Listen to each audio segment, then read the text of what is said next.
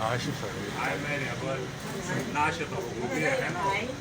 انا في التأبين او في المناسبه بتاعت العزاء بتاعنا للسيد امام الانصار، السيد الصادق المهدي، وزير او رئيس مجلس الوزراء السابق للسودان. يعني جد انا عايزه اقول انه التصاهل والتداخل ووجود المراه في مجتمعاتنا كلها في العالم مهم شديد جدا جدا. والدليل على ده هسه دي عمتنا مقبوله اللي هو عبد الرحمن، والد الصديق، والصديق والد السيد الصادق. هي دي المصاهره اللي جمعتنا وانهزت وجداننا وقلوبنا وخلتنا نحن نبكي ابن اختنا الامام السيد الصادق. اولا انا لما لقيت مكالمه هاتفيه من اخوتنا هرين اخوت اوتيب الاستاذه، قالت لي انا سمعت في الاخبار انه يا اقول السيد الصادق واختي بقى في حق الله. قلت لها انا فتحت الفيسبوك والمشتركين معي دكتوره مريم، هي صديقه عزيزه لنا انا وبعض من الاخوات السودانيات والجنوبيات في بعض من المبادرات السودانيه اللي كنا نحن بنطويها زمان.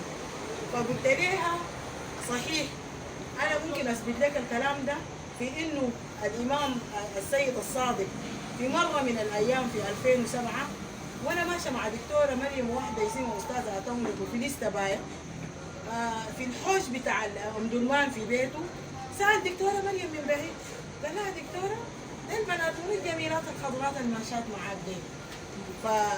قالت له يا ابوي الامام ديل اخواتي جنوبيات. قال لها انا بعرفهم جنوبيات لكن من اي منطقه؟ فقالت له اتخذت على طملك واتخذت على فلسطين. فقلت له نحن من اويل. قال لها خير ما اخترتي دين اخوات حبوبتك مقبوله.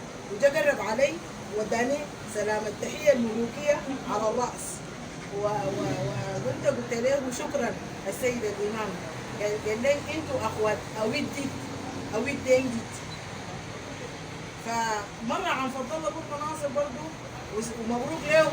نحن رغم انه في العزاء وانا سمعته هو بقى رئيس حزب الامه الان، كان بيأكد لي يقول لي مشينا نحن مع السيد الامام الصادق لمناطق الضعين والفوله.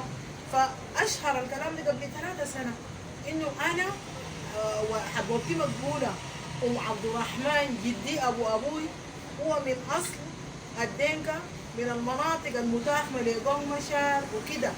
فكان بيقول انه انا منكم وليكم. فانا عايزه اقول انه عزانا ووجودنا هنا مهما فعلنا وعملنا بنشوف انه لسه ما قدمنا حاجه في عزائه، لانه نحن عايزين نحتفل بروح الفقيد. ليه؟ لانه البصمات والحاجات الجميله الوضعها والخلفه من وراه بنفتكر هو عالم من علماء الدنيا اللي ممكن احنا نورث منه حاجات كويسه كثيره. فدي مناسبه بتخلينا نحن بالذات النساء فخورين شديد جدا جدا.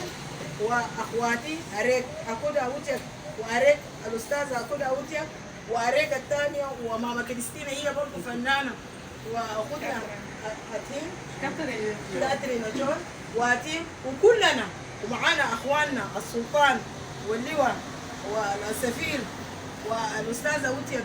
نحن يعني بنشوف مهما وقفنا وعزينا وبسطنا ايادينا وقدمنا ما عندنا ففي وجداننا ما باقي الا الذكرى الخالده للسيد الامام الصادق. شكرا.